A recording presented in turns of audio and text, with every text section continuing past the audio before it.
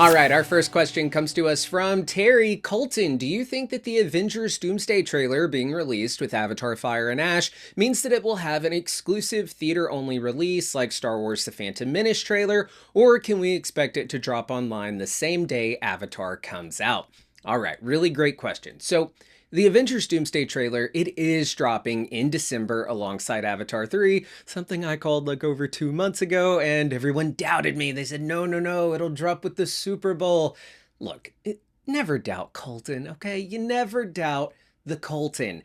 Unless it's something important, then totally doubt me and do your research. Anyway, yes, we do have confirmation that the Doomsday trailer is releasing with Avatar 3, and I've seen many speculating that this means that the trailer will only be in theaters for the first few days, or maybe even the first week of Avatar Fire and Ash's release, and to that I say, nonsense. I get it. Some are thinking that Disney is banking on an exclusive Avengers Doomsday trailer, luring in even more people to come see Avatar opening weekend.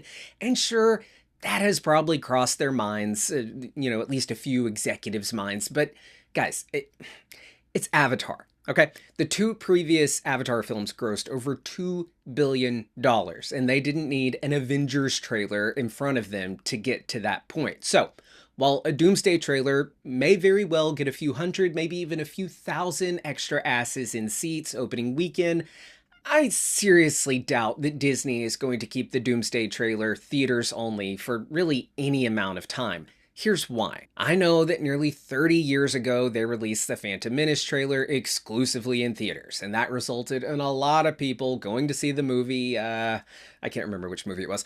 Comment down below. But it resulted in a lot of people going to see that movie, buying tickets to see that movie just to watch the Star Wars trailer. But guys, that was 30 years ago. The movie theaters were really the only place that you saw movie trailers. They weren't being dropped on YouTube, and if you wanted to download them online, it took hours to do so. And while there may have very well been, some people who snuck in their giant ass camcorders to the theater and recorded the trailer, it's not like there was a YouTube or a Twitter or whatever for them to upload that footage to. Now, things are just different, man. Everyone has a 4K camera in their pocket and they can upload 4K video to the World Wide Web in seconds. So if Disney drops this Doomsday trailer in theaters only, millions of people's first experience, their first look with the Doomsday trailer will not be on the big screen. It will be cam footage on YouTube and on Twitter and whatever else. And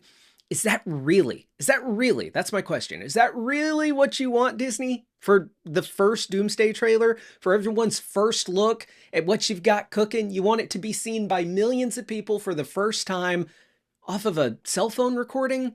I don't think so. So I fully anticipate that the Doomsday trailer, it will be released online, either the same Thursday night, opening night for Avatar, or at the latest, they drop it Friday morning. But again, if they wait to drop that trailer until Friday morning, that trailer would have already been seen by millions via cam footage.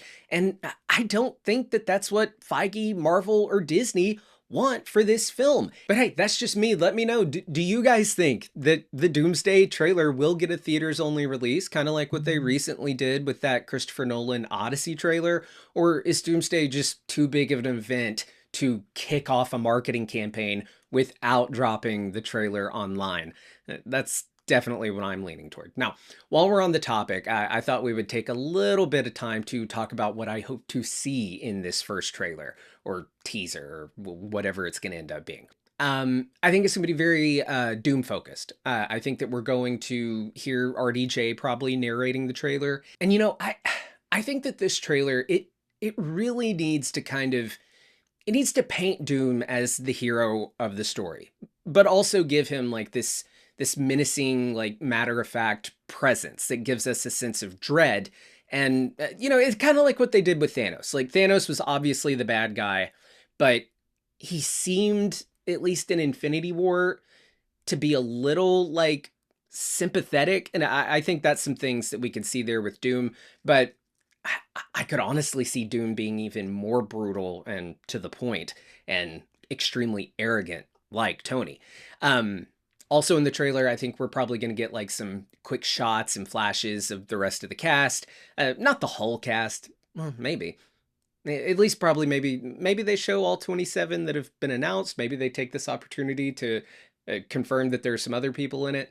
I do think we totally see Loki. In fact, I like the idea of the trailer opening like with Loki and him like sensing doom from his chair at the end of time.